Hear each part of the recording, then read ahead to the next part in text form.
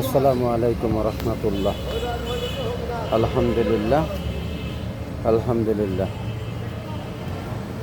তো বন্ধুরা, দাঁড়িয়ে আছি আম গাছের নিচে।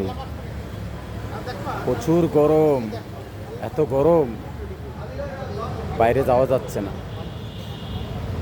এখানে ঠান্ডা, তাই দাঁড়াই আছি।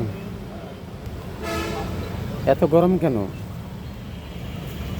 তোমাদের এদিকেই গরম পড়ছে না আমাদের এদিকেই বেশি পড়ছে? বুঝলাম না।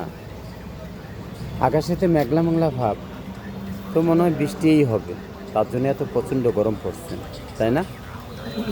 কমেন্টের মাধ্যমে জানাইবা কার এদিক বেশি গরম পড়ছে।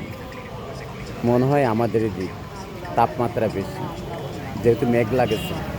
তো রাখলাম বন্ধুরা, আসসালামু আলাইকুম রহমতুল্লাহ।